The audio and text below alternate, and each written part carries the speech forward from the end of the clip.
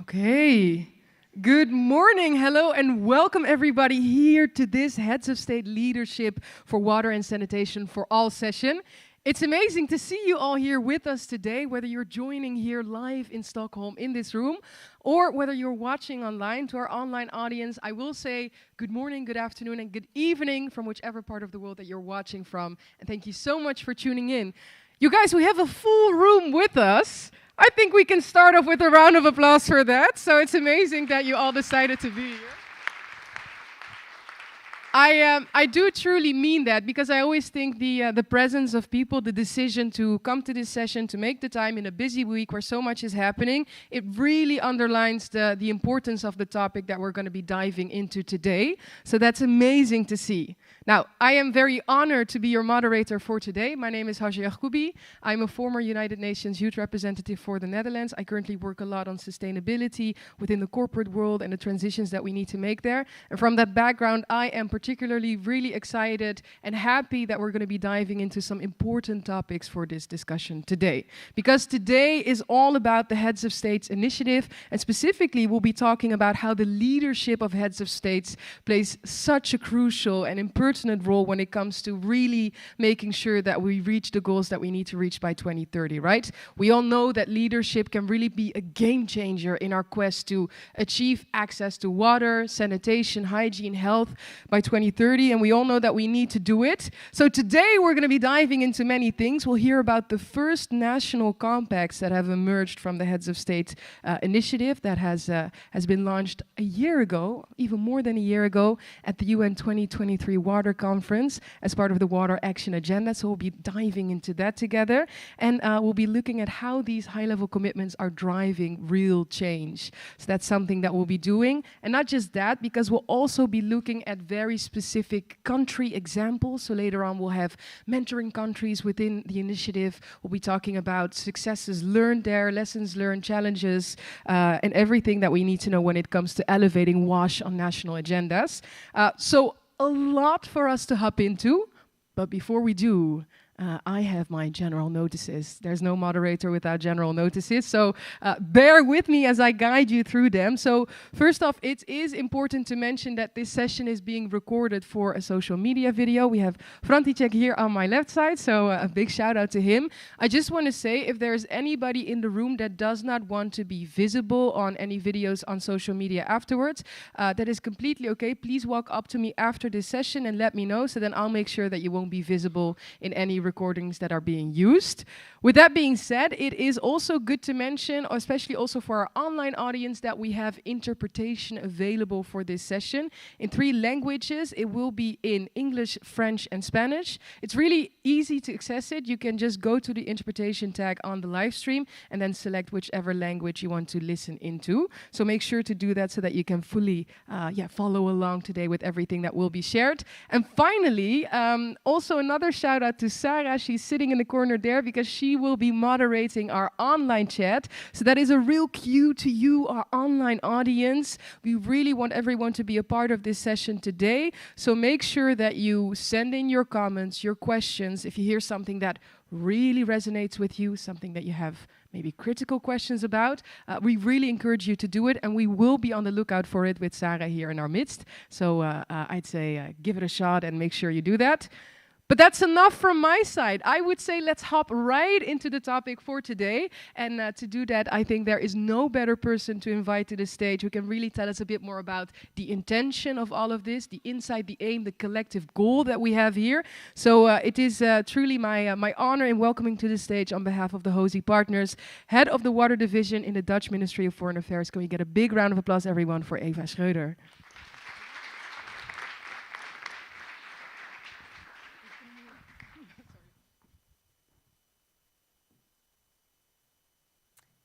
Thank you, Hajar. And it's really my great pleasure to be here in such a full room here at Stockholm World Water Week.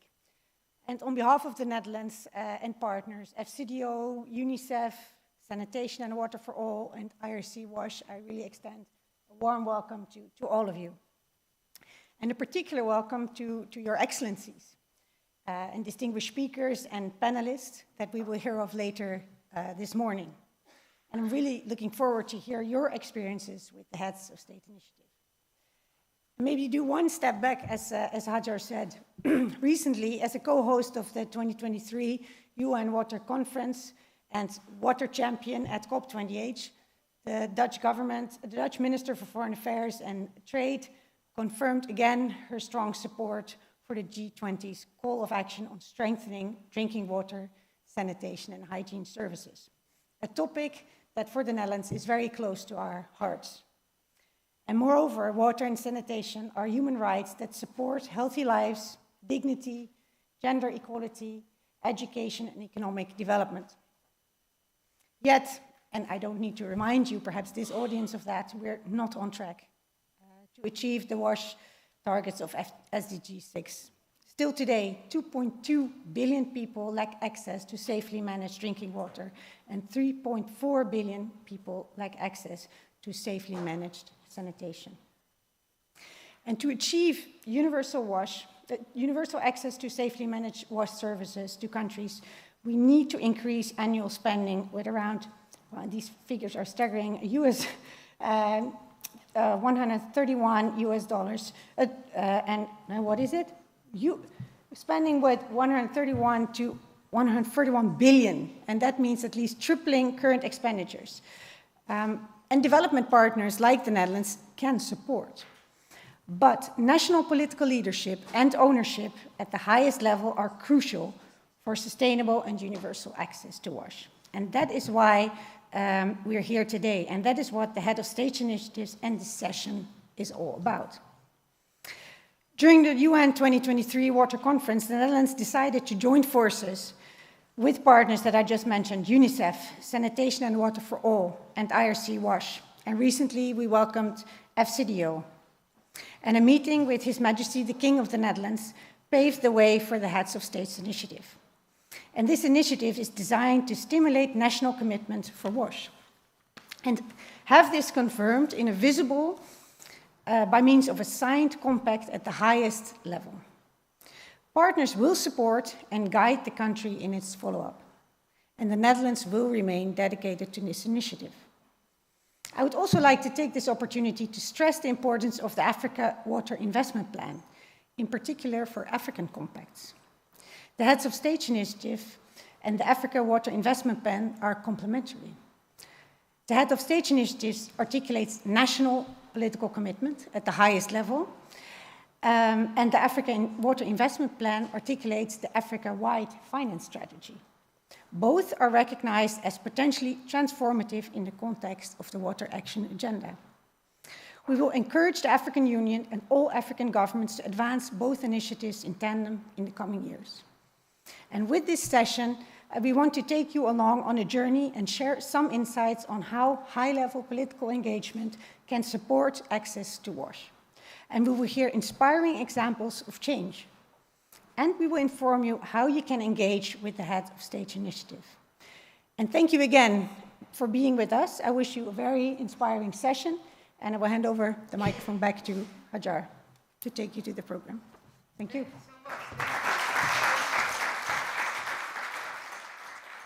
Thank you. A big round of applause for Eva, indeed, for setting that first scene. Now, for this session today, we have one primary aim as well, and that is that we want to make it as interactive as possible. And everybody knows when the moderator says interactive session, what time it is. It is Mentimeter time. So if you take out your phones, and also to the people at home, please do join us online. And if you go to menti.com, then we have a code that you can plug in. Let me see if we can put it up on the screen behind me. To make sure that you can join into the session.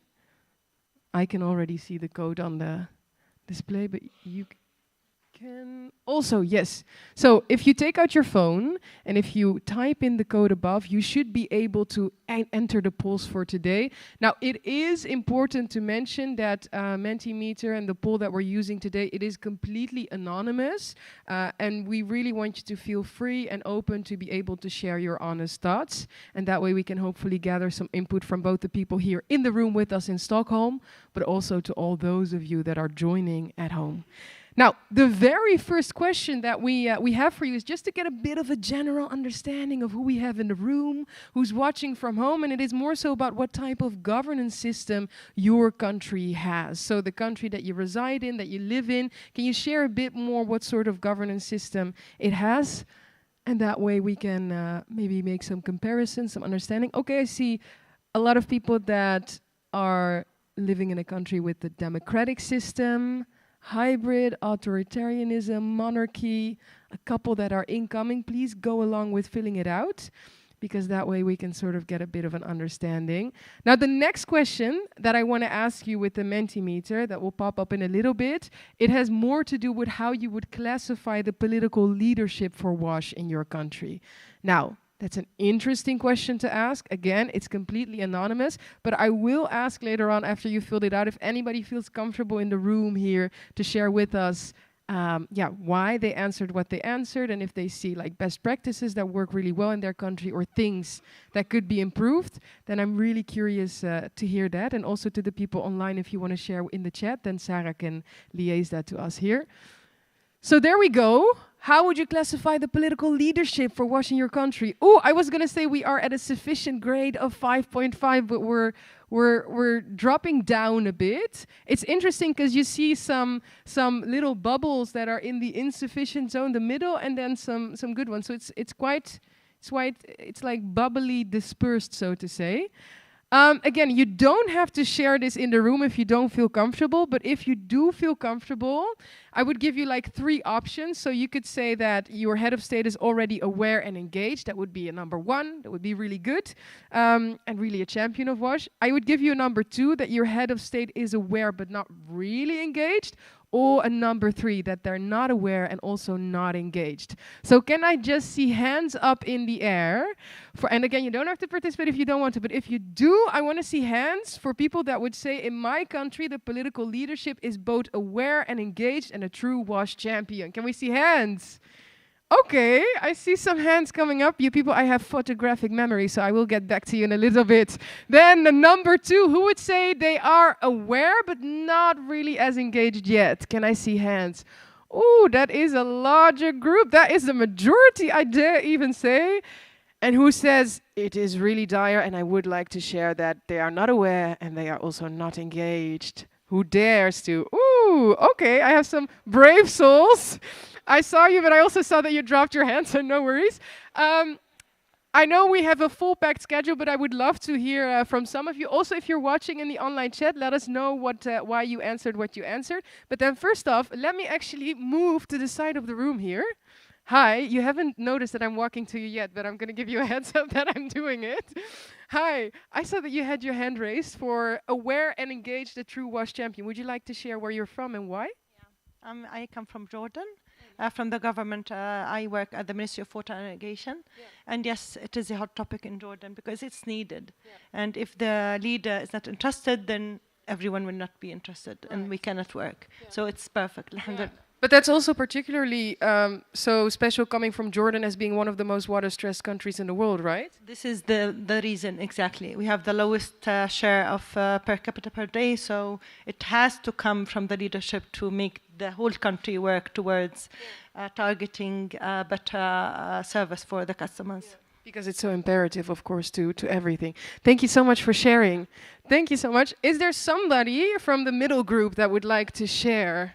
Now, I claimed I had photographic memory, but maybe I don't really. No, you said that it was engaged and aware. Who had number 2? Can I see hands? Now, nobody's going to dare put their hand up. You know that I'm coming for you with the microphone. You know that I'm coming for you. I did see your hand with number 2. May I ask you to share? You may. I think there is change in political leadership in many regions of the world, yeah, and some of the most critical development issues are not anymore priority for those governments. Their priorities are shifting a little bit to more the neighborhood, right, maybe where they live and work. So I have seen changes in the government in the country where I come from, which is Sweden. I was going to ask indeed where it is. Thank you so much for sharing. So there's still a way to go, but there is some changes that we see. Okay, Thank you so much. I know that trick won't work again, but I will try it again, folks. And I have utmost faith that you won't leave me hanging here. But for now, I think it would be really great to dive even deeper into the scene that needs to be set for today. Because, of course, when we talk about topics like these, about leadership, about water sanitation for all, then it's really important that we have a clear setting the scene of all the insights to limitations when it comes to high-level political engagement, challenges, opportunities also, when we talk about driving universal access to water, sanitation, hygiene, health. And here in our midst to set that scene for us and to guide us through, I am truly delighted to welcome to the floor to share their expertise with us, the lead country head of Country Engagement, Sanitation and Water for All Partnership. Can we get a big round of applause for Mr. Muyatwa Sitali?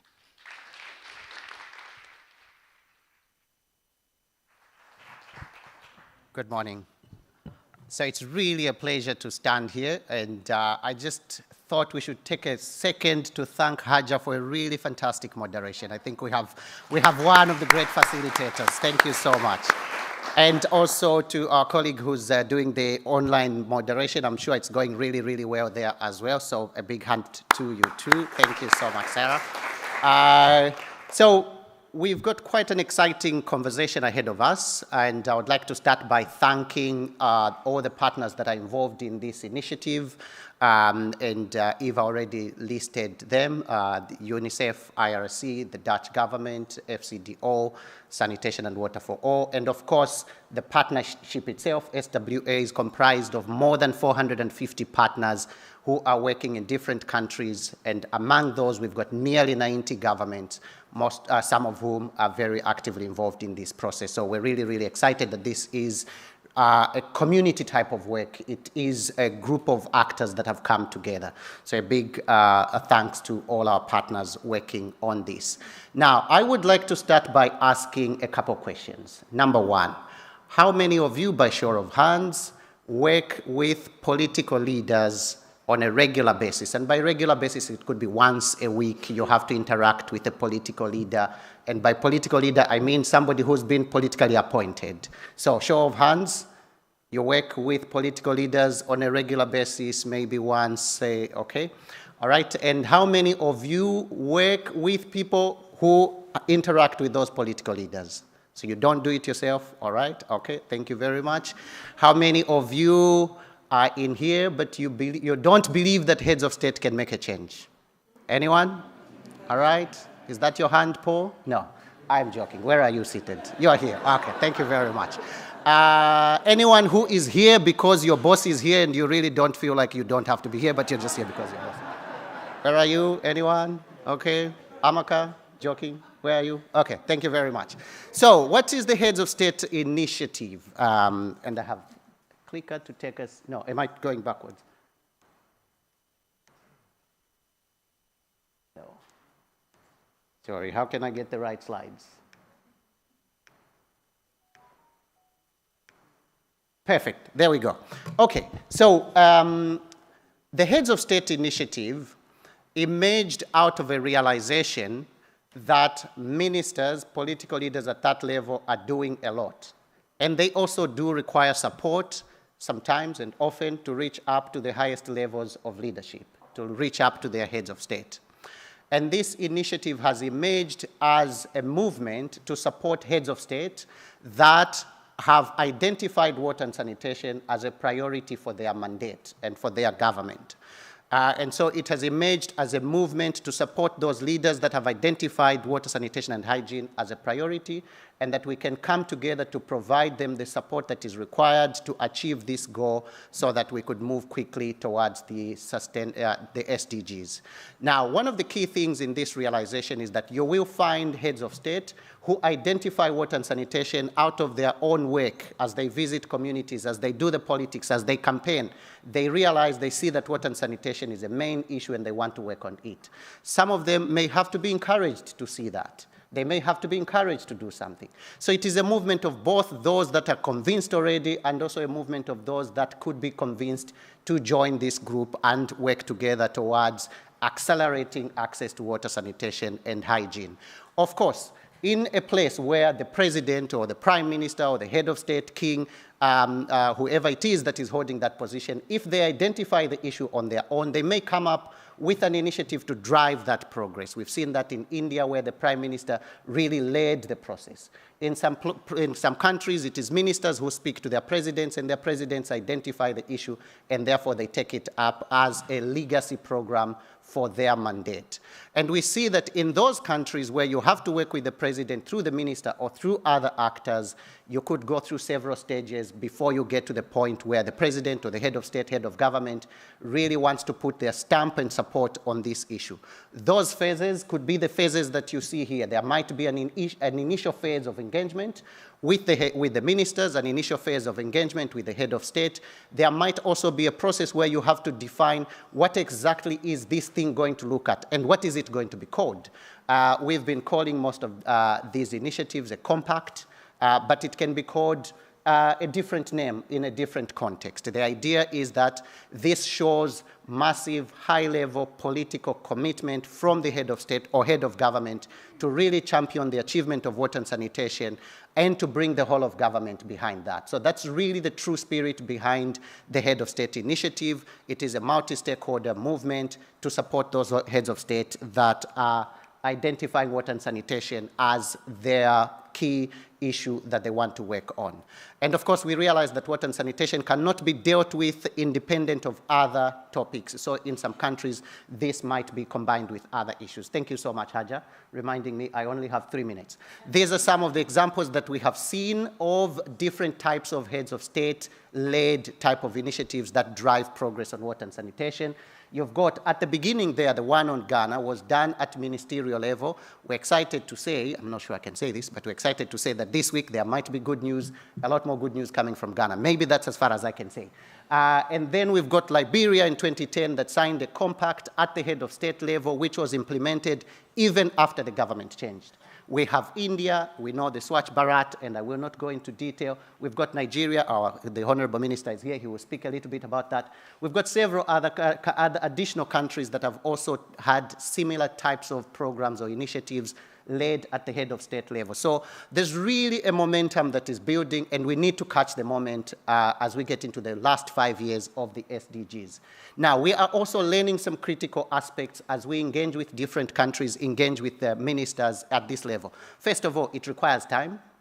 You might have an ambition to get to a point where the president signs or launches a compact in a year, but it could take longer.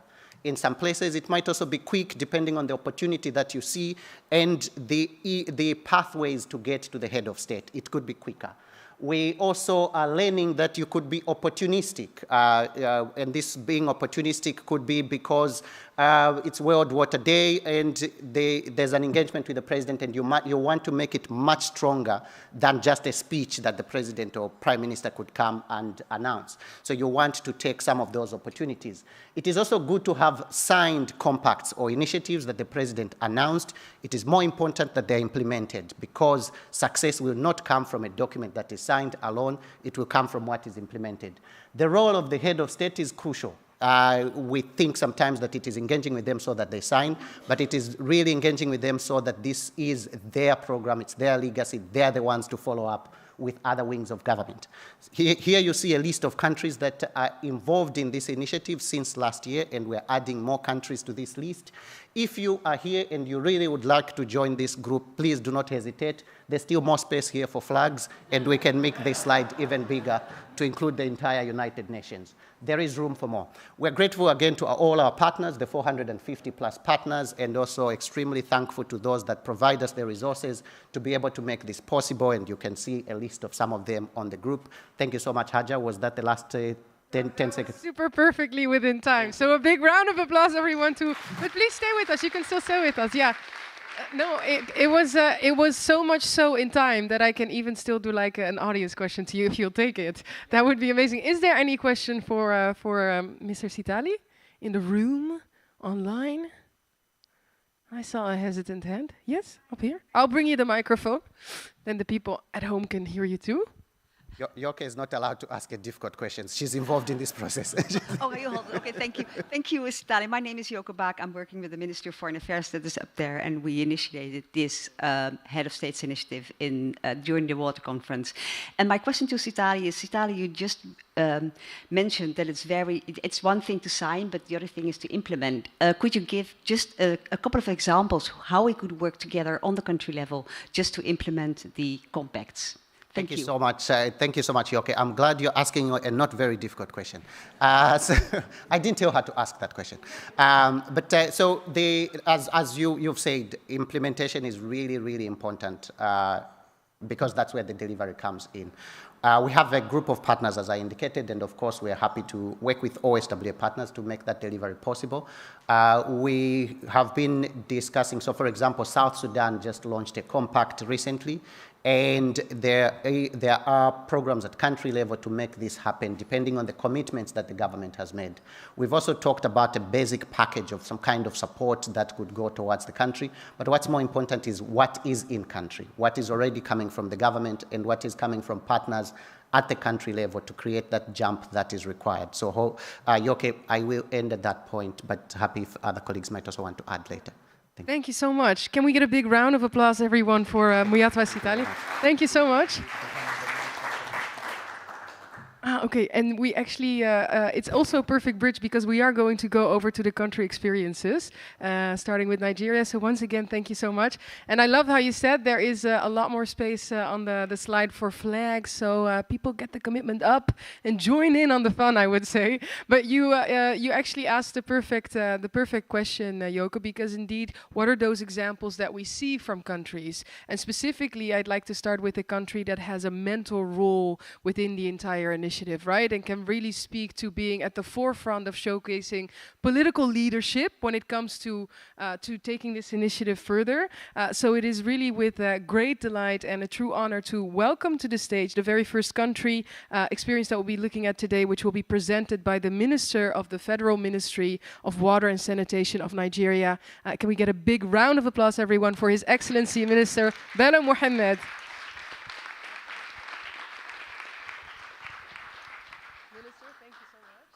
Thank you so much. Please do join us, and the stage and the floor is all yours. Thank you so much. Thank you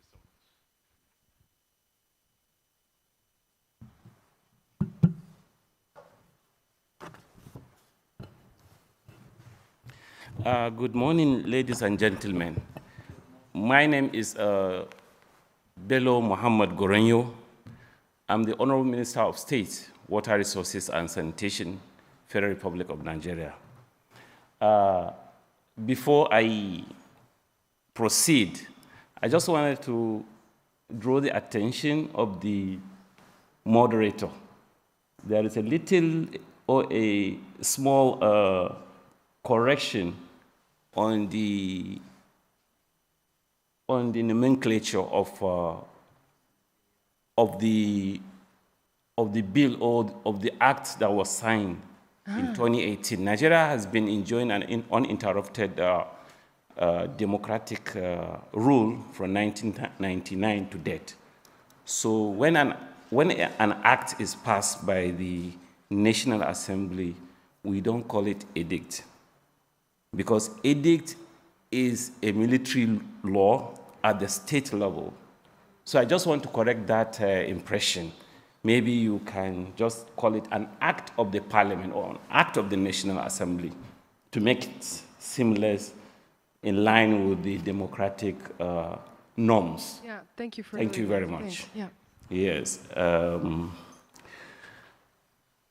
My fellow colleagues, our development partners, distinguished participants, ladies and gentlemen, I came a bit late, so I don't know the protocol, so I want to stand on the existing protocol already established by the MC and moderators. And I say good morning to you all. It is my delight to address you on this auspicious gathering under the Head of State's initiative to share insight into Nigeria's journey in prioritizing water, sanitation, and hygiene at the highest political level. Nigeria was announced as a mentor country during the global launch of the Head of State initiative last year.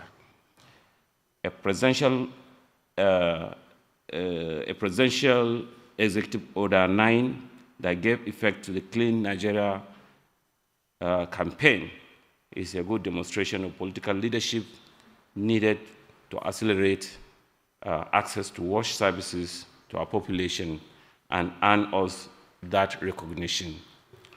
Nigeria launched a national program to end open defecation tagged Clean Nigeria Use the Toilet campaign in 2019. In securing the presidential approval for the initiative, a strong case was made on the current status as established by the National Open Defecation Free, ODF, roadmap and the annual national survey on WASH status in the country known as WASH National Outcome Routine Mapping, WASH norm. The WASH norm data gave us an evidence base for our advocacy efforts before the campaign launch, and as we progress in our implementation, we are also able to establish a strong link on how the campaign can contribute to the government aspirations and enhance national development. Stakeholders' engagement in the development and implementation process is also a critical factor to note. We engage with our partners, the civil society, private sector, media, and most especially the subnational government, who are critical to the success of the campaign in view of Nigeria's governance structure as a federating state. The Clean Nigeria campaign has yielded considerable results in view of the high-level political backing given to it via the Executive Order 9. We recorded 126 local government areas declared open defecation free, inclusive of statewide ODF and thousands of other communities that have been declared open defecation free across the country. One of the opportunities the compact has brought us was leveraging partnership with different stakeholders on technical expertise, funding, and best practices. The accrued benefits of ending open defecation are also worthy of note, both direct benefits and positive externalities.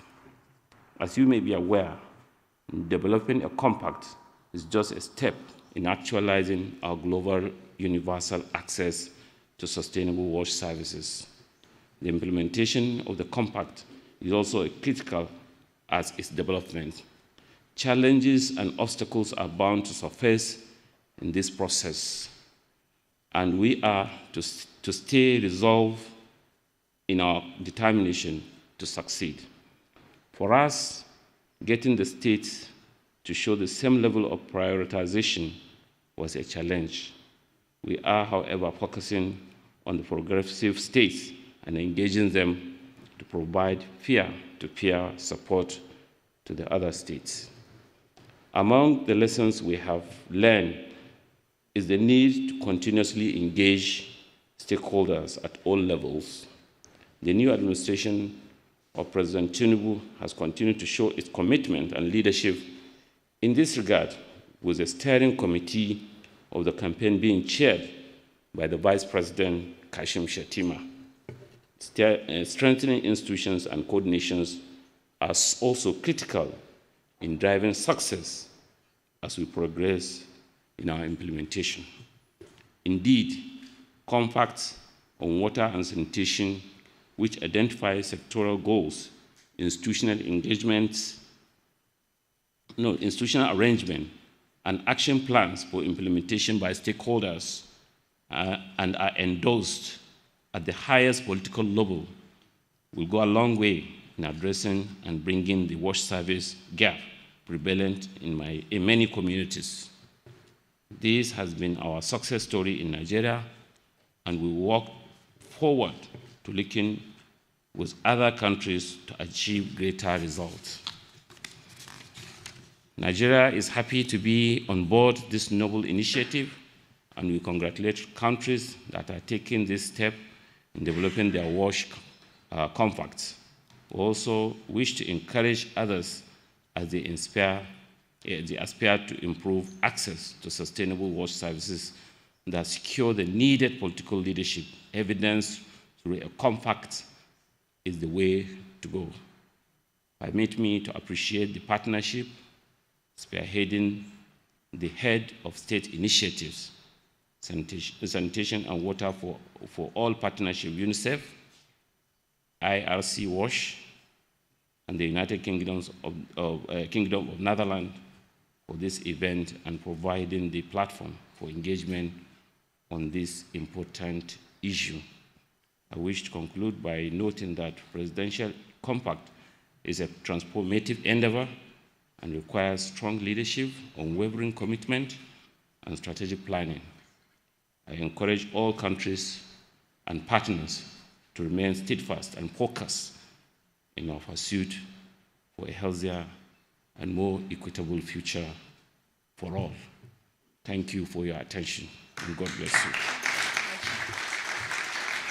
Thank you so much, Minister Mohammed. If I may ask you to stay with us for a minute more, I had one more question I wanted to ask you because, of course, Nigeria also has, when we talk about political leadership, the role of being a mentoring country within the initiative. Could you speak maybe to some of the wisdom surrounding this topic of political leadership that you have been able to garner by fulfilling that role? Well, thank you very much. Nigeria is one country that is so diverse and is multi-tribal, multi-ethnic, and multi-religious. But for us to succeed in this pursuit or in this goal, the engagement, collaboration, and synergy that we brought about in the recent times, particularly as the government at the highest level of leadership, Vice President Kashim Shettima is the one championing this cause. You can see the level of engagement now. And as you can rightly see, as a minister, I'm here to represent the country and to show our presence here and to show our unwavering commitment, to show our support so that the countries that we are being mentoring, could now emulate this kind of strategy we have adopted. Over time, we feel that this kind of engagement and collaboration is the way to go. And that is why, as I said, since 2019, we have been able to sign this Executive Order 9.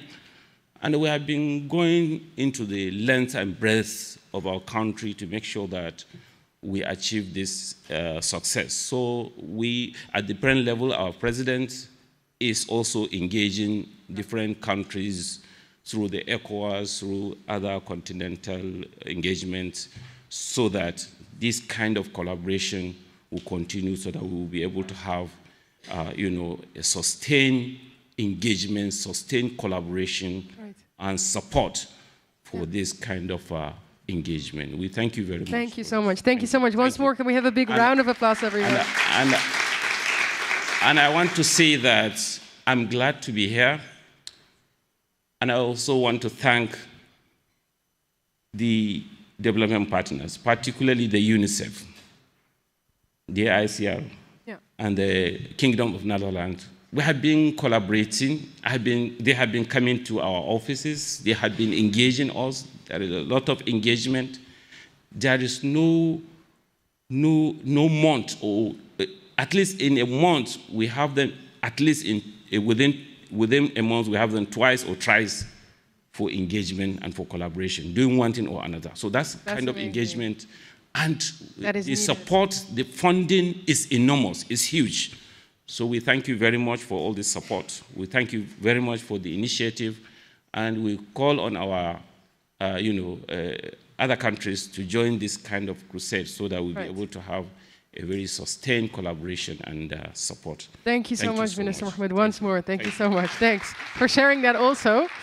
And it is like you are manifesting those final words right away, that other countries do join in. Because in the meantime, you've all been busy posting in the chat. Please keep on doing that. And I just wanted to highlight this comment shared by Anthony that said, "Great presentation. I am surprised that Kenya is not included in the in the Heads of States initiative. I'd like to suggest we bring Kenya on board. I am confident the president will support this initiative. How can we go about this?" Thank you, Anthony. That is the spirit indeed, Mr. Sitali. I love that you're already encouraging it. We will follow up on that for sure. So I'd say keep sending in those comments, those chat messages, and then we'll make sure to pass and spread the message along. Now, with that being said, we are going straight into our second country example that we have with you here for today, and that one will be an online attendance by none other than His Excellency, the Minister of Water Resources and Irrigation of South Sudan, Minister Palmaideng. And let's see if we can get him up on the screen behind me, live from South Sudan, tuning in. So we'll see. This is always the moment of truth, to see if the internet connection and the technical team can guide us through. But then hopefully we will be able to look at it in a bit. I will say right now, I'll take this opportunity to say, right after the presentations, we want to hear from you what sort of takeaways you got from it. Is there anything that was shared by the two respective representatives, ministers, that surprised you? Maybe something new that you heard, something that you're going to take along in your work, or, you know, say to your governmental representative. So take a moment to sort of think about that for yourself, and then we'll get back to all those insights after we've had our live connection with live from South Sudan. I'm looking at a very busy technical team in the back to see if it's working. Well, thank you very much, Yes. Your Excellencies, honorable ministers, distinguished delegates, invited guests, ladies and gentlemen. It's a great pleasure to be here and to be presenting to you South Sudan, its roadmap on open defecation and open defecation free. I wish to be part of this great meeting, and fortunately, because of the delay of my visa, I am unable to attend. But I still believe that I'll make it online. First is how do we become open defecation free? What are the basis for our aspiration to become open defecation free in 20 years to come? And then before I get us to that discussions, I would like to take you through the basis of some of our decision and how we arrived to the decision. We have got drinking water ladder in the country, which we have broken down into self-managed, which is to do with drinking water from an improved water source that is accessible on premises, available when needed, and free from fecal and priority chemical contamination. We have also basic drinking water from an improved source, provided collection time is not more than 30 minutes for a round trip, including queuing. We have limited drinking water from an improved source for which collection times exceed 30 minutes for round trip, including queuing. With also an improved drinking water from an unprotected duct well or unprotected spring, and then source of water that we get water directly from, such as river, dams, lake, pond, stream, canals, and irrigation. Based on this drinking water ladder, you can see that no measure of self-managed water in South Sudan. There is no statistic for self-managed water in South Sudan. And then the basic water supply has also decreased from 41 to 39%. This is due to an increase in investments of water sector by development partners and government of South Sudan as well. Limited water supply has also increased from 25% to 37%. And improved water has decreased slightly from 14% to 12%. And use of surface water has almost half from 21% to 12%. So we have got 59% of our population which is consuming unsafe water. In terms of sanitation, access to basic sanitation has doubled from 7% to 14%. Limited sanitation has also increased from 6% to 8%, and improved sanitation decreased from 16% to 15%, and open defecation has had only a small decrease from 71% in 2011 to 63% in 2022. Then the other presentation I would like to talk about is the status of WASH in South Sudan. As you have seen from the previous slide, progress has been very slow.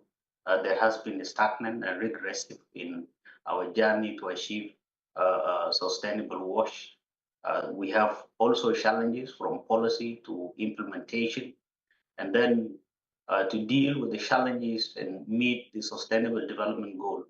South Sudan needs the highest level of leadership commitment and political will, which we have expressed by signing the ODF on the 3rd of June 2024 this year. Thus, the development and signing of the WASH Compact is a commitment that the government of South Sudan has set itself to achieve in the next 30 years to come. These are the areas of WASH Compact that we have signed. It has got about 5 areas. It has got 5 areas exactly. And one of the areas is creating an enabling environment for water sector by passing the water bill and reviewing of policies and strategies. The second area of WASH Compact that we have committed ourselves to is to end open education by 2030 through implementation of the roadmap. The third area is to promote one WASH agenda that aims to achieve sustainable development goal 6.1 and targets in the national development strategy and sanitation and water for all mutual accountability mechanism. The fourth area of WASH Compact that we have set ourselves support is to support WASH financing and investment strategies and allocate at least 2% of the total national budget of the country to WASH. And the fifth area is to strengthen the system for WASH data collection, monitoring and reporting, and set up a stakeholder water platform for donor coordination, alignment, harmonizations of activities, and potential co-financing. By diving deep into each of these areas, as you can see, in areas of in enabling environment, beside the commitment to achieve SDG targets for water and sanitation, the World Joint Sector Review National Conference, which was held in Juba on 27 to 29 February 2024, has agreed on the following steps to create an enabling environment for a vibrant sector. One is to strengthen policy, institutional, and legal framework by reviewing and phasing of important sector documents. And then second, increasing funding to WASH sector. Third is to ensure women leadership in WASH. Fourth is to ensure active youth engagement. Fifth is to strengthen sector coordination. And sixth is to reactivate water information management system. And lastly, adequately involve private sector in WASH service delivery. We have got documents that needs to be updated. We have a water policy 2007, which was enacted before we became an independent country that needs to be updated. We have 14 WASH technical guidelines which were enacted in 2008 that have also become obsolete, outdated, and needs to be updated. We have WASH strategic framework. We have also WASH actions and investment that is broken into rural and urban areas, and the water bill, which is under review. And then the second area is to aim an open defecation free by 2030, and this has to be achieved by implementing the ODF roadmap, leadership from the highest level has to be involved to make sure that a decentralized sensitization of that document is implemented. We have to make sure that the community-led total sanitation tool is also scalable.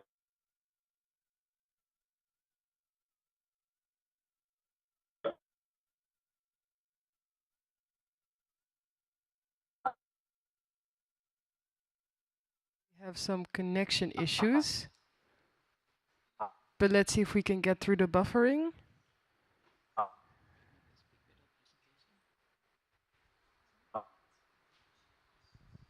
Yeah. Minister, I don't know if you can hear us, but if you can, maybe it helps if you close off the camera. Oh, I think it's coming back. We will have 12. We will. Am I clear? We hear you again, but maybe if you close your camera and you speak with audio with the presentation, the connection might help with the buffering. Yeah, thank you so much. It's okay. So we have broken down the ODF roadmap into phases, mainly into 5 phases. In the first phase of the implementations, which will begin in 2025, we will have 12 FIAMs in one of the states or in 2 of the states. That will cover 2% of the ODF. And in the second phase of the implementations, we will identify 275 IAMs in 3 states, which would be 50% of the ODF in the country. And in phase 3, we will have 512 IAM, which will cover 12 states, and that will be 99% of the country. In the last phase, which is going to be 2030, we will have 514 FIAM, which will cover 13 states, and that will be 100% ODF. So by this phase, the country will be declared open defecation free in 2030. So to achieve Sustainable Development Goals 6.1 and 6.2 target in the National Development Strategy, we have to make sure that the sanitation and water for all mutual accountability mechanism is adopted.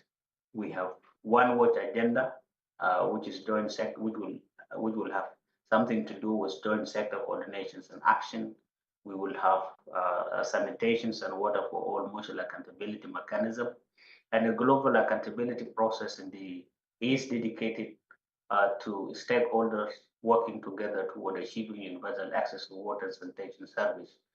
This will help to set priorities and a shared vision for the sector, as well as to identify roles and responsibilities for achieving them.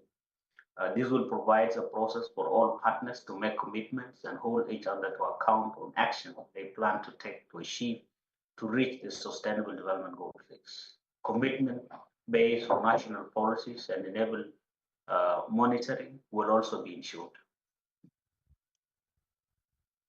In areas of work financing and investment strategy, we will develop and support work financing and investment strategy, which will include tax exemption for imported water sanitation products such as spare parts, water quality equipment, and construction material.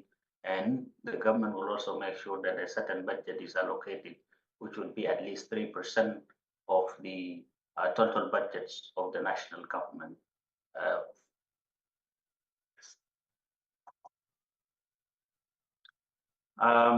Wash data in areas of data collection, monitoring, and reporting. We have to make sure that a system for wash data collection, monitoring, and reporting is strengthened and established to set up a stakeholder water platform for donor coordination, alignment, harmonization of activities, and potential for financing. Because we believe without information, planning and monitoring is not possible. Water information management system hubs exist in 10 states before 2013, need to be revamped. We have watched joint technical review meeting, which we had in February 2027 to 2029, 2024. It was first of its time, seemed 2000 Sudan. And the transition from humanitarian to development are major steps that the government of South Sudan, with the support of development partners, have taken. That brings me to the end of my presentations, and I thank you so much for giving us the opportunity. Thank you. Thank you so much. Thank you so much, Minister. A big round of applause here for you in the room in Stockholm. Thank you so much for sharing those insights, 5 very concrete, succinct points that we can all take along in the work that we do. So I would say once more a big thank you to both Nigeria and South Sudan for sharing all their insights, lessons learned and best practices. Once more, big round of applause to the both of them. Now, we will go over, also with regards to time, to the multi-level stakeholder panel that we have, because we've been speaking a lot, right, about how this element of engagement is so important if we want to make sure that political leadership succeeds when it comes to WASH. So how do we properly include all different stakeholders, whether we're talking about civil society, national governments, and all different sectors that are needed? Well, here to discuss that more, we'll be diving into that topic with the multi-stakeholder panel, and I'm very delighted because we will be guided through that session by one of the people representing one of the Heads of States Initiative partners. So I'm truly delighted to hand the floor over to the CEO of IRC. Let's give a warm round of applause, everybody, to Dr. Patrick Moriarty. We want you up. Great. Thank you very much, Hajar. And I think, are we getting one more seat or are we not getting one more seat? And could I invite my honourable panel up? I think you all know who you are, and I think I can see most of you. Paul, Alex. And who are we? Daniel. Where's Daniel? Ah, great.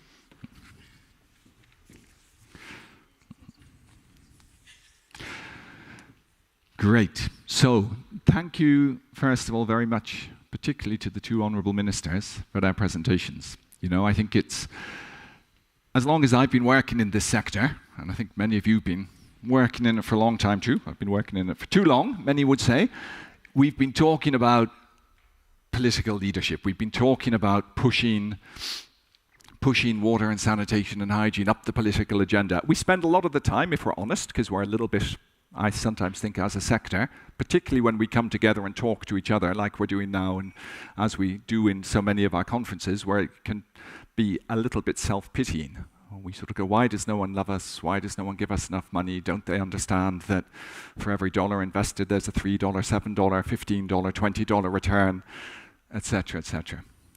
And what excites me about the Heads of State initiative is that I think for the first time since I've been in the sector, it's not that we're doing something or we're trying to put in place a mechanism that does something structurally about that. It's not that we haven't had campaigns before. We do lots of campaigns, but the campaigns tend to be one stop. And I think the Heads of State initiative, I hope, is different in that we're actually trying to build a mechanism that acknowledges that unless we can get water and sanitation and hygiene central to the developmental vision of heads of state. It's not just about them saying, oh, WASH is really important, let me get on with the rest of it. It's about saying, if you, Your Excellency, have a vision of a modern, developed, middle income, upper middle income, high income country by 2030, by 2040, by 2050. You cannot have a middle income, upper income, high income country where people are shitting in the streets. It just doesn't work, right? And I think that's what we're trying to do with the Head of State initiative. We're trying to reach beyond our sector, reach out of Stockholm, reach out of UNC into the places where real decisions are made, and to bring our sector ministers with us, and to help our sector ministers and all of our colleagues to get access to the power and the money that they need. So, without further ado, we have a wonderful panel here, and I'm not going to waste time by introducing them, but I will ask you, as you answer the first question, to briefly introduce yourselves.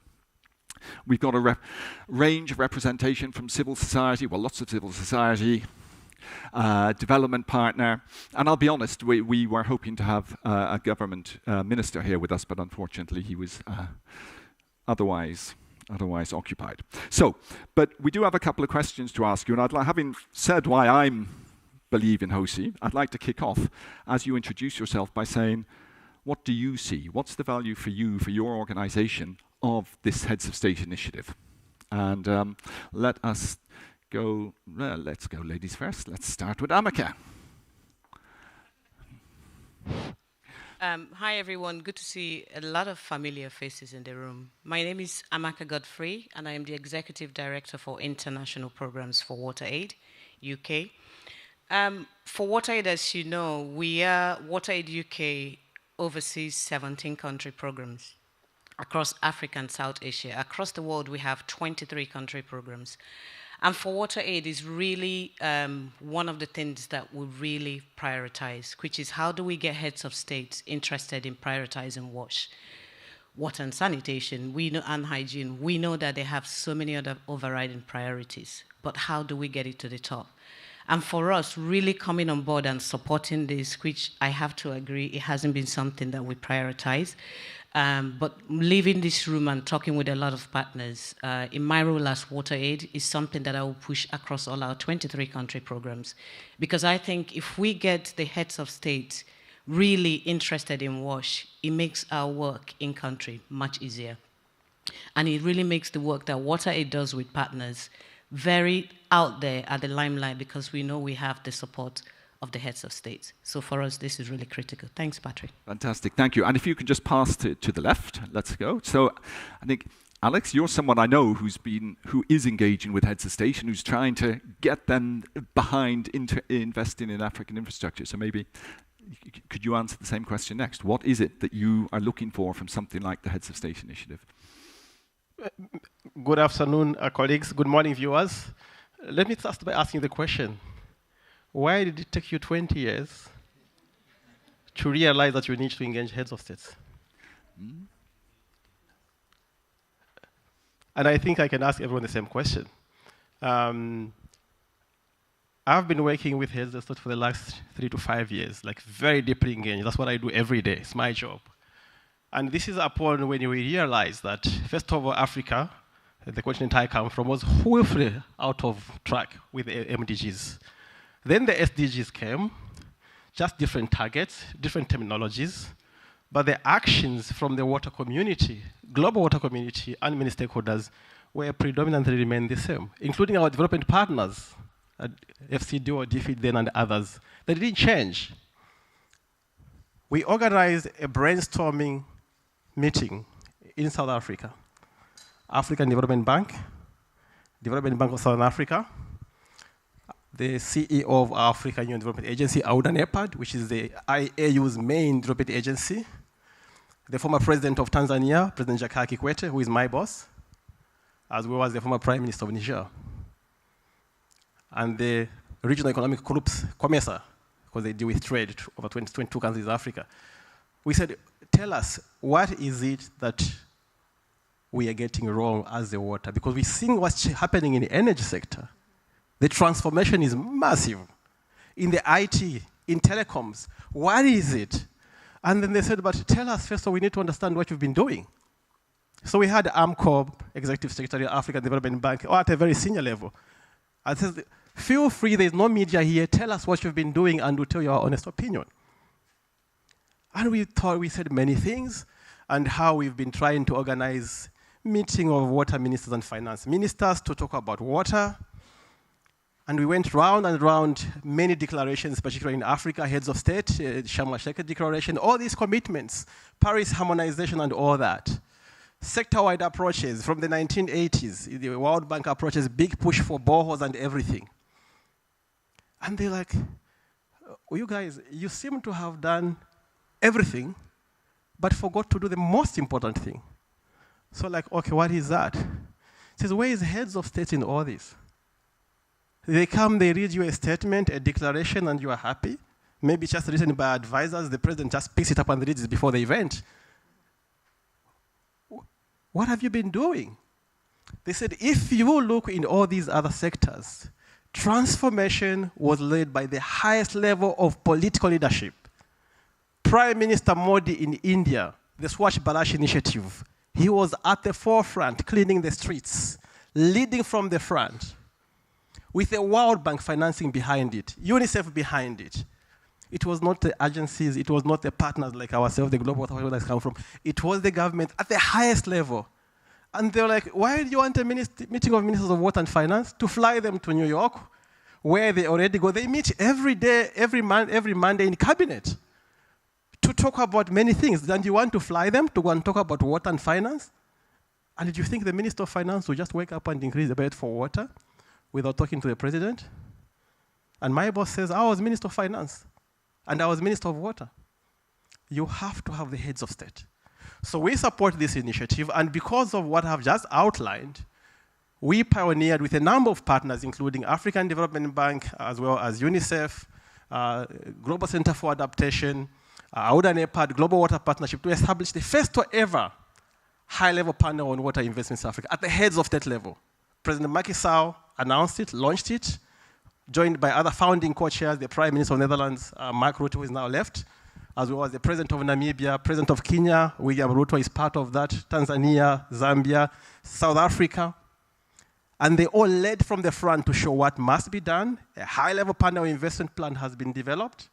The target was mobilize 30 billion investment gap. Where does the money come from? And we said, we don't know where the money will come from. It's 30 billion required to meet the SDG targets by 2030. Where is the 30 billion going to come from? Go and find it. They commissioned a whole team of experts. I see some of them in this room. And they found the money. You know where they found the money, Patrick? In domestic resources, in Africa. That's where the money is. ODA is a tiny 5% of how much you can leverage. And the emphasis of the water sector has been, we go to my good friend, Paul, give us money to solve the water challenge in your country, Honorable Minister in Nigeria. The money is in your country, in domestic resources, by improving efficiency of what already goes into the sector, improving absorption capacity, and making sure that there is mutual accountability of actions, because water is beyond just the Ministry of Water. The ministers of water, they struggle to also engage and mobilize other ministers. Agriculture is the biggest culprit, for instance. Pesticides, pollution, fertilizers. Who provides the money for treatment? It's the Minister of Water. It's from a very tiny budget. How does the Minister of Water convince the Agriculture Minister? It's a conversation that requires mediation. Who is the best mediator? The President. Thank you. Fantastic. Thank you. In fact, Alex, maybe let's pass it to your good friend Paul. I think you gave him a nice entry point. So, Paul, why is this important? You're only 5% of the money coming into the sector. It's a pittance. So what can HOSI do to leverage that pittance and have the results you're interested in? Well, yeah, thank you very much. And wow, that's very powerful words from both of you. Really, the donor should go last, actually, not third or whatever. Because what are we talking about here? Yeah, the reason that we are really interested in this, and it is 20, 30, 40 years too late, is because the problems we face have to be and can only really be resolved at the highest political level. I'll just give you two examples. Firstly, water resources, climate change, and WASH. Yeah, who can bring those together? Another one, WASH and healthcare facilities. Who can bring the WASH and health sectors together? Yeah, who can align their development partners from all parts of that massive constituency together so that they perform collectively and effectively? Yeah, all of this requires action at the highest political level. Who can actually appeal most to people, citizens of those countries? Who has that mandate, responsibility to do that? Only the head of state.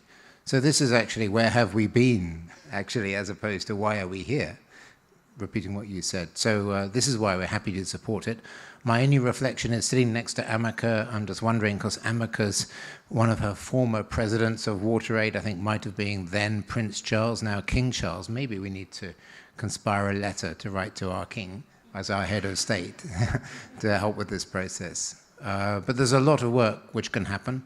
Some of it's to do with money, but ultimately the money we're talking about from ODA is tiny, so how we use that is so critically important, number one. Secondly, is technically, I mean, most of the technical solutions to this problem are available in Africa, Asia, and Latin America. Yeah. But maybe some can be addressed with our support as well. And thirdly, diplomatically, which is a funny word, yeah, diplomatically. But maybe if there are issues of the difficulties between a ministry and a president's office, that could be something in some places where maybe the Kingdom of the Netherlands or the UK or others can actually help facilitate. Yeah. Also in the G20, for example, amazing work with the G20. Now what happens with South Africa and its presidency? Lots to do, and it's great to see over 100 people in this room who are clearly inclined to do it. Thank you very much. Yeah. Thank Paul. Yeah, if you can go to Daniel Oporto, and so a good lesson to me, of course, that only Amaka was the one who listened to the instructions and remembered to introduce herself. So we had so for those who, and it shows, I think it illustrates the extent to which we all assume we know each other too in the room, and we probably all do know each other in the room, but hopefully there's people online who may not. So we had Alex Simalabui from GWP and the Africa Water Investment Programme, and we just heard last Paul Deverill from FCDO, Senior Wash Advisor. And now we're going to hear from Daniel Oporto, but you can introduce yourself, Daniel. Thank you. Thank you, Patrick. My name is Daniel Oporto. I'm the Regional Director for Latin America at Water for People, and I'm based in La Paz, Bolivia. I'm working very close to the context. At Water for People, we are implementers of rural WASH programs. We work in 18 districts, 18 rural districts, meaning 18 agreements, discussion with mayors, council members, and also some 4 country programs in Central America, 2 Guatemala, Honduras, and Peru and Bolivia. And answering your question, Patrick, is about working with the head of state initiatives will make sure that our work is systemic. And I don't mean long-lasting. We want WASH access for everyone and forever, not only long-lasting, forever and ever. So as a non-profit working in Latin America in the rural context, which is highly challenges in the context of very dispersed communities. And we have another challenges that most of the countries don't have. Service providers in Latin America are community-based, not utilities, not companies, not private sector. Community-based. Volunteering, in most of the cases, all people managing water systems.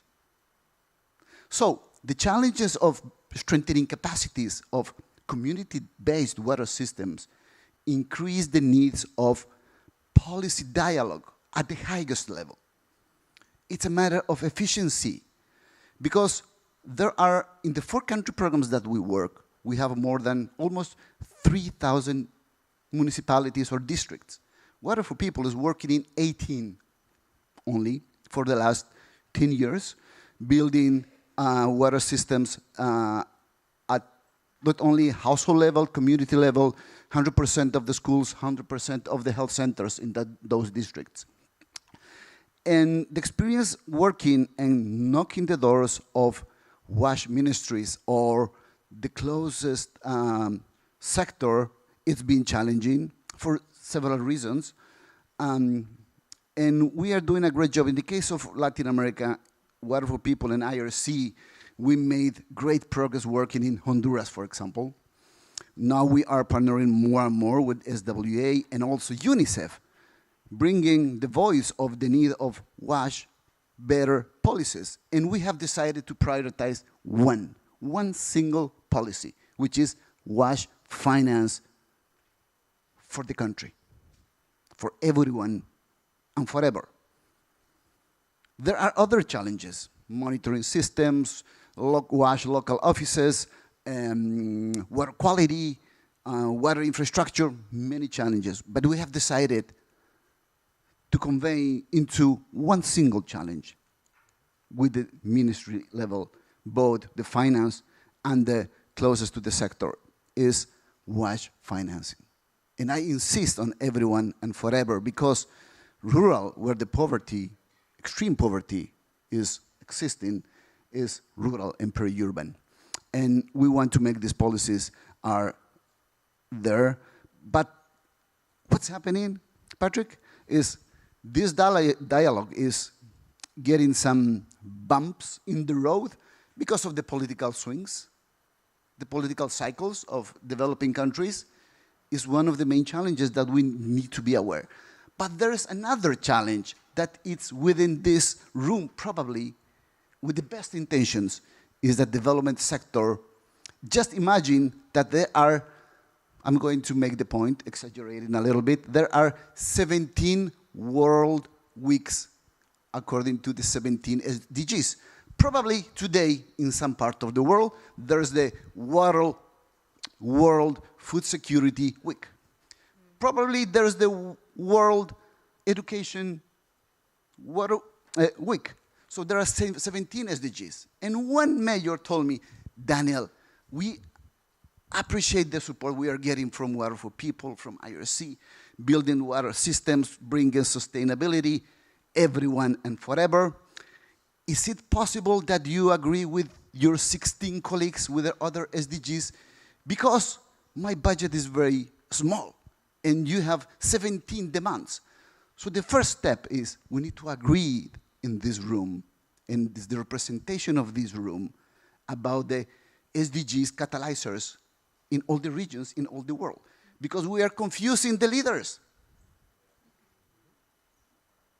And what's my pitch? Yeah, Mayor, but you need to know SDG 6 is a super SDG. SDG 6, it's super. Yeah, you know, what the power of the SDG 6 is, if you tackle water, you are tackling poverty, food security, education, health, climate change. Really, Daniel? Really? Yes, yes, ministry. Yes, mayor. So there's a point that sometimes is the challenge. We see the challenge at the highest level because of the political cycles. Yes, it's true. That's why Latin America, it is where it is. I'm not going to polish anything. But the second challenge is that within these meetings and with the other 16 pacts, friends, compacts, we need to agree how are we going to approach the same Ministry of Finance with 17 demands on budgeting and creating systems and sustainability. Okay? Thank you, Danielle. And now I haven't been skipping you, Serene, because I know that the voice of civil society in Africa is the one we need to hear to wrap this up. Also, my honourable deputy in sanitation and water for all. You know, so yeah, why to you, to your members, is Head of State Initiative important? And I'm going to ask you, what is it that your members in civil society in Africa can expect from the partners in the Heads of State Initiative? What do they need to help them to get in behind this? Thank you, Patrick. All right. Two things. Why is the Heads of State Initiative so important? Number one, to midwife the right to water and sanitation in about 48 countries on the continent. I believe, Kevin, that is approximately the number. And number two, the 5 countries that do have it in their constitution, to help them accelerate on the implementation of the right to water and sanitation. So this is one way that we would be looking at the Heads of State Initiative. To come back to Alex's question, why has it taken so long? As a matter of fact, we have all these charters, I think, that were signed in 2000, 2004, 2008, and almost every 2 years there's a declaration from every key WASH event that is signed by ministers, and by extension, by the heads of state. But what has happened recently, actually? 2 things: pressure and incentives. And I think this is something we've observed and something we've all been involved in. We are seeing, while we may not feel it, that water is still not a priority, but these kind of initiatives have mostly come now. Pressure from who? pressure from yourselves at the international community, and one that must continue in terms of ensuring that our leaders, when they go to New York and make 900 commitments, that they actually implement them. Pressures on the continental level, and this is being done through initiatives, including civil society, the African Ministerial Council on Water, African Union Commission, AIP that will not give you a cent unless your credit ratings have improved, and more importantly, pressure from the people. I come from a country, as you have seen recently, that we almost sacked our president because of, you know, that little thing called the Finance Bill 2023. So this is where a civil society where we play a role. I would like to acknowledge the efforts of our members, CONIWAS, in Ghana and South Sudan, for having led, actually, with support from the partners over here present, on the heads of state initiatives. And for us, this is also a huge success. And I know Basilia in Ghana right now is extremely excited for Wednesday, if it indeed happens. Wednesday, exactly. I wasn't supposed to disclose, sorry. On the dates. Inshallah khair. Second is incentives. Now, we have Alex here that brought us with support from the heads of state, that brought the Africa Investment Program. There was a question that was asked here earlier on. Why hasn't Kenya signed on? I'll tell you why Kenya hasn't signed on. Kenya, first of all, already has the right to water and sanitation in its constitution. It has all the acts you can totally think about. We really look good on paper. When we approached the presidential advisor on the heads of state initiative, he sent us back and told us, give me a 3-pager on 2 things. Number 1, how you're planning on implementing this, why we should do this, and what's in it for the government. And I think this is a really important question to answer, and I think it comes back to what Yoko was mentioning on the implementation. There has to be the map and the plan for the implementation. How much it's going to cost, who is going to be involved, how is it going to be done. So these are some of the elements that need to be taken into consideration. So I do hope we will be seeing, I think, more of these heads of states initiative. There's a very big opportunity on the continent, which is the development of the Africa Water Vision post-2025, an excellent place where the heads of state initiative can be embedded. And, of course, this is going to lead to the development of the Africa water policy, where, again, the heads of state initiative can be centered. And more importantly, 2026 on the continent is going to be the year of water. So I think the environment is ripe for all these changes. And we're all here, and as civil society, you can always count on us, you know, to make a little bit of noise. Thank you. Good. So I can see my boss is looking at me. Time is marching on. So I'm just going to say thank you very much for all of you. I think that was, you want to say one more thing? Amaka has been... I just wanted to say that I know that Sitali had said there's a lot of space on the board for more flags to go on. But it would be quite important for us to look at, once the 8 or however we have initiatives, how do we actually show what good look like if those presidential compacts are implemented? So from where I'm sitting as Water Aid, that's really something I would like to see in a few countries where we work. How do we take those compacts and then take them down now to implement? Because most governments are decentralized.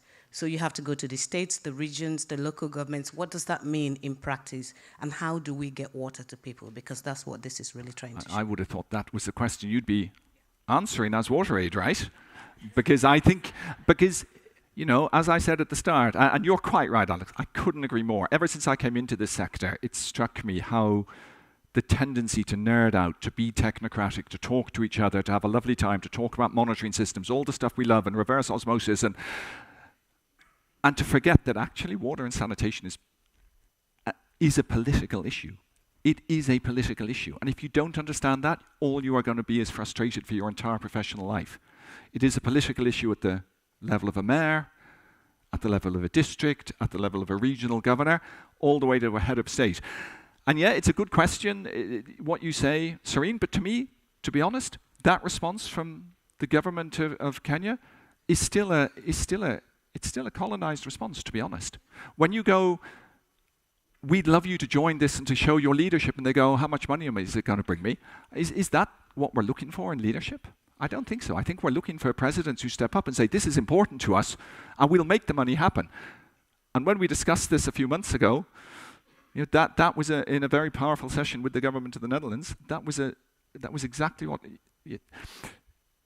the donors are 5%, as you say. The donors, the financiers, whether that's domestic or not, they need to be wooed by a political vision. And I think part of our job is to help to seed that political vision. And then, of course, our job afterwards as technocrats is to come in and help to fill in those roadmaps.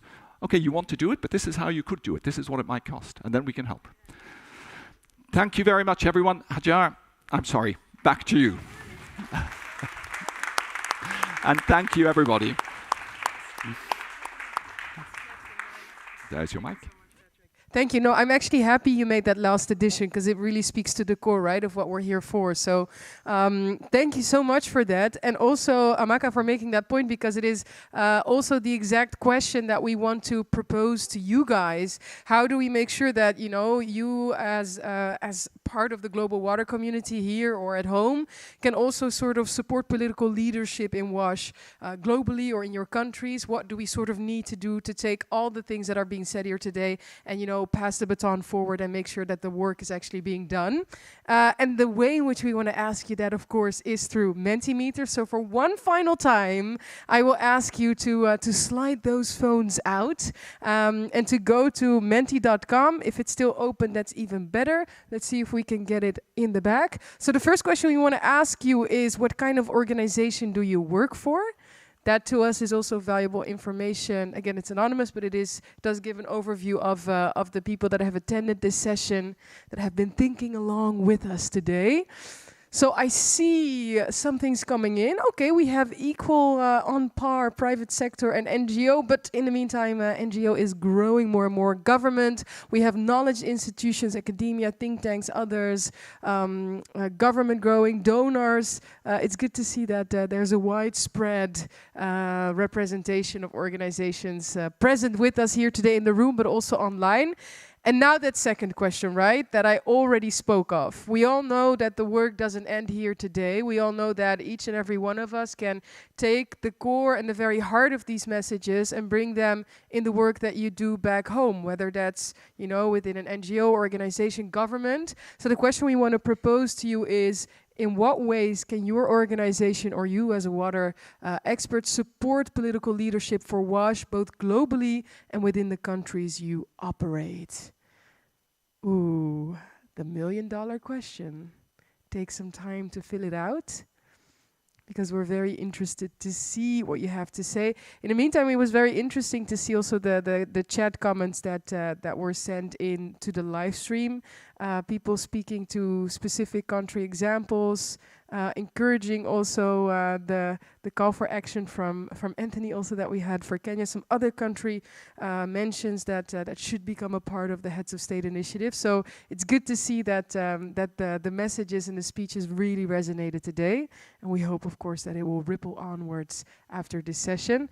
Now, in the meantime, make some noise is one of the answers that we get. Evidence from research, generational evidence, technical assistance, cost, benefit, and impact assessments. But then also, I see people speaking to reaching out to other sectors. That was also mentioned in the online chat that there was a different country. And Sarah, can you remind me? There was this one comment about was it Ethiopia?